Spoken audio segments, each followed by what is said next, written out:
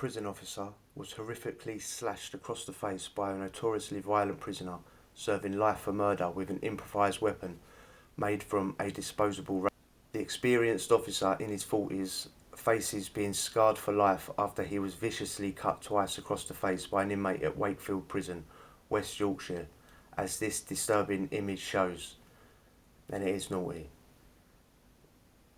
Nobody really deserves that today. I mean, the bleeding officer, who Mail Online is not naming, had to be rushed to Pinderfields Hospital in the town, where he required more than 30 stitches to the two injuries which stretched from the side of his right eye to the corner of his mouth and from his cheek to his lip. Mail Online understands that his alleged son serving life for murder, who has a history of violence inside the prison. The inmate was moved to Wakefield, which has been dubbed the Monster Mansion because of the large number of dangerous prisoners it holds, only 6 months ago after he previously assaulted a prison guard at HNP Manchester. Yet within 2 days of moving to Wakefield, the inmate slashed and tried to strangle notorious baby killer Stephen Bowden and was moved to Rule 45 to be segregated from other prisoners in solitary confinement.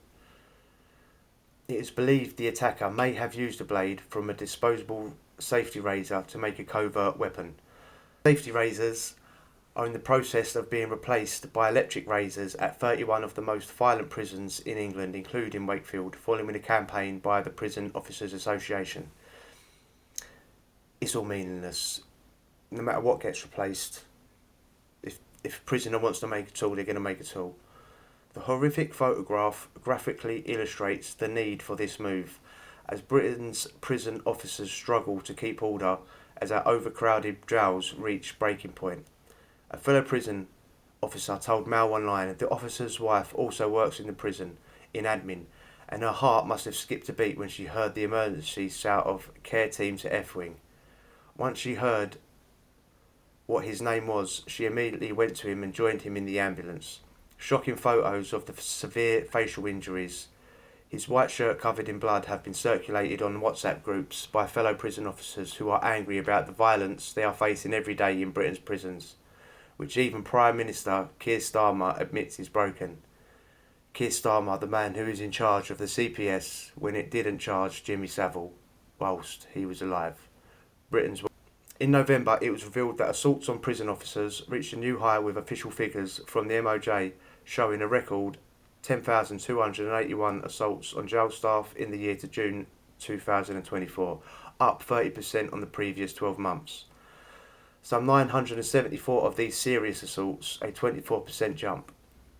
And last year, the MOJ announced that wet razors are to be banned at all men's prisons, with inmates issued with their own electric shaver instead at taxpayers' expense. But it is understood that at Wakefield the changeover won't be complete until the end of March 2025.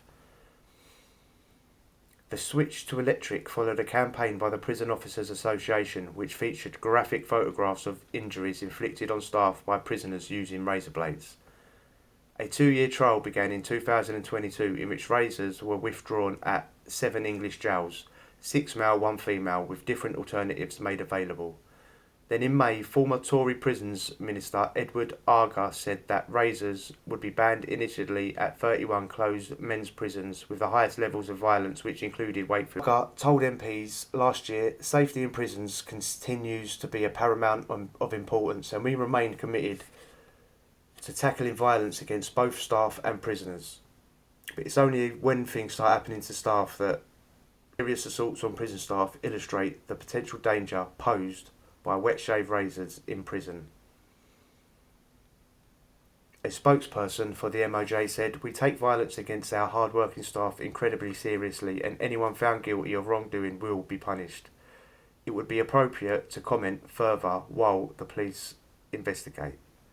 West Yorkshire Police confirmed that they are investigating the incident at Wakefield, which happened on January the 17th. HMP Wakefield earned its grim nickname because of the high number of sex offenders, murders and violent prisoners among its 600. Notorious inmates believed to be housed there include 97-year-old child molester and serial killer Sidney Cook, who, word beginning with R, and murdered Mark Tilsley, Jason Swift and Barry Lewis. Nicknamed Hissing Sid, he was the leader of a pedo ring suspected of up to 20 child murders of young boys in the 70s and 80s. Also believed to be in Wakefield is Roy Whiting, who kidnapped and murdered Sarah Payne in 2000, as well as House of Horror killer Jeremy Bamber, convicted of the murder of his adopted mother and father, sister, and his sister's 2 sons in 1985. The prisoner, who is said to have carried out the assault on the officer, who has now been moved to HMP Full Sutton near York, was jailed for life in 2021 for bludgeoning to death a friend while he slept following a drunken row. The inmate initially denied murder but changed his plea to guilty during his trial. He was given a minimum tariff of 24 years. The Northern Echo reported that the friend had spent the day drinking before a row erupted. Durham police said the friend suffered catastrophic head injuries after being repeatedly beaten with a blunt instrument in the early hours of the 26th of July 2019. His body was found 4